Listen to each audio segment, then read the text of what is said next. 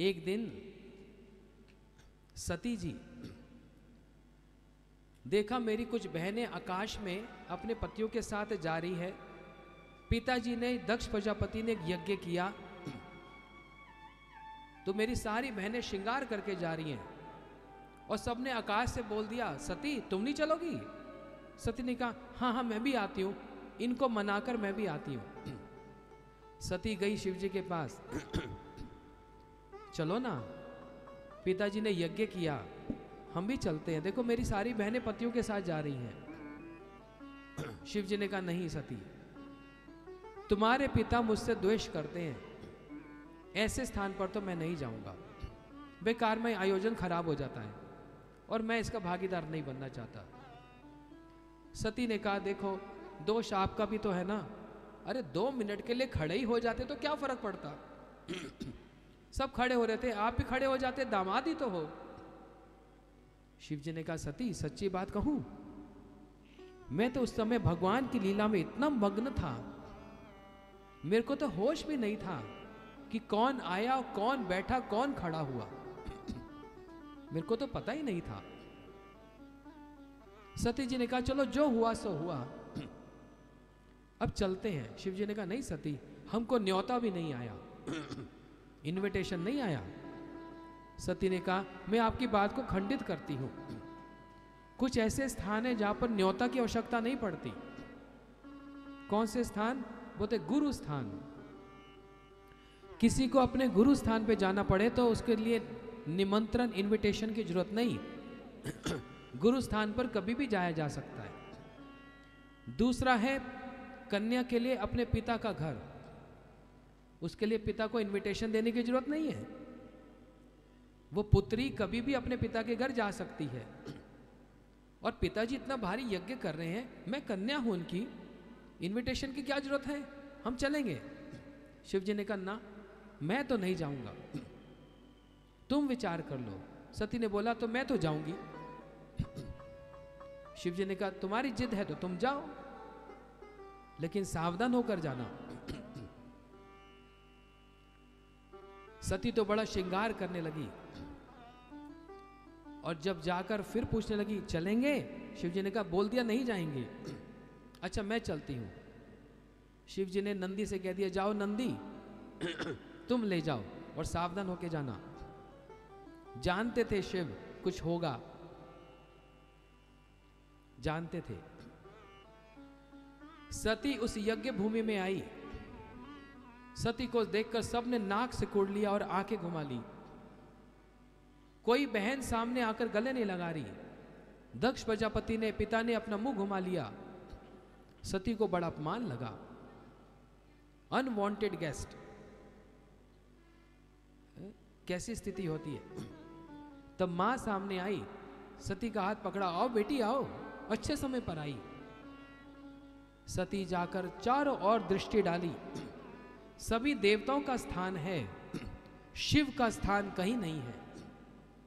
सती को बड़ा खराब लगा, जिस यज्ञ में शिव का स्थान ना हो वो यज्ञ पूरा नहीं हो सकता। सती आकर अपने पिता के सामने आकर कहने लगी, ये आपने किनसे द्वेष किया है? 2 अक्षर का शिव नाम मंगल स्वरूप है, सत्यम शिवम सुंदरम। शिव सत्य है, शिव का अर्थ ही मंगल है। आपने उन मंगल के साथ ऐसा अवज्ञा की है। ये शरीर आपका दिया हुआ है, आज मैं आपके सामने ही इस शरीर को समाप्त कर दूंगी। ये यहीं पर हुआ हरिद्वार में। आपके सामने मैं इस यज्ञ में इस शरीर को समाप्त कर दूंगी। और वहां पर यज्ञ हो रहा था, सती ने जाकर यज्ञ में, अग्नि में अपने शरीर को स्वाहा कर दिया। ये सूचना शिव जी तक पहुंची। शिव जी तो बड़े रुष्ट हुए, एकदम पागल से हो गए। एक जटा उतारी, वीरभद्र प्रभु को प्रकट किया, जाओ दक्ष का यज्ञ ध्वंस कर दो। वीरभद्र प्रभु अपने अनुचरों को लेकर जैसे ही वहां पर गए, महासंग्राम शुरू हो गया। हाथ पैर काट दिए, तोड़ दिए। दक्ष प्रजापति को जैसे एक पशु को घसीटा जाता है, ऐसे घसीट कर लाकर जैसे बलि दी जाती है, ऐसे बलि दे रहे हैं। उसका सिर ही नहीं कट रहा, उसका मस्तक कट ही नहीं रहा। फिर जैसे एक उस पर रखकर तलवार से बलि दी जाती है, ऐसे दक्ष प्रजापति को रखकर जैसे बकरे को काट दिया जाता है, ऐसे वीरभद्र प्रभु ने जो उसका सिर काट दिया, सिर अलग कर दिया, हाथ पैर सब तोड़ डाले। और शिव जी तो बावरे से हो गए। शिव जी उस स्थान पर आए, सती की देह को अपने कंधे पर रखा और बस क्रोध में जो नृत्य करने लगे, आज जैसे सृष्टि को ध्वंस कर डालेंगे। भगवान ने विचार किया आज तो प्रलय हो जाएगी। क्या बिजली चमक रही क्या? क्यों डरा रहे हो भाई? आज जैसे प्रलय हो जाएगी। भगवान ने चक्र लेकर सती के देह को खंडित कर दिया। इसलिए भारत में 52 ऐसे शक्तिपीठ हैं जहां सती के देह का एक एक टुकड़ा जाकर गिरा, शरीर पूरा ध्वंस कर दिया। नहीं तो शिव तो बड़े क्रोध में बस आज प्रलय कर डालेंगे।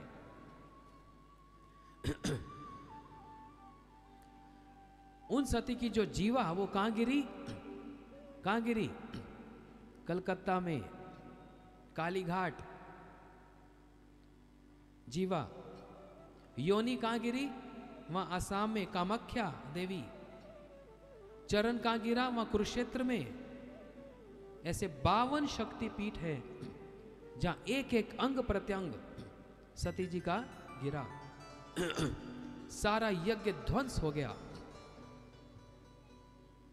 शिव जी बड़े क्रोध मुद्रा में बैठे हैं, है ना? ऐसा क्यों हुआ सती जी के साथ?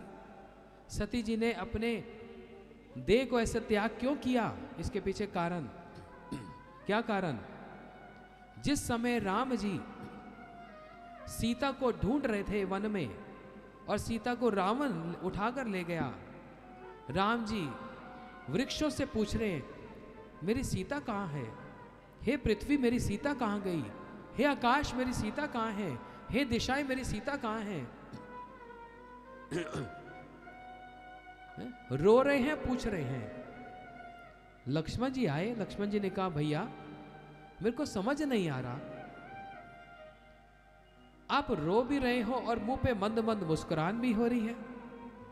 आप रो रहे हो कि हंस रहे, ये समझ नहीं आ रहा। राम जी ने कहा लक्ष्मण तुम नहीं समझोगे। और दूर से शिव जी और सती जी आकाश मार्ग से जा रही थी।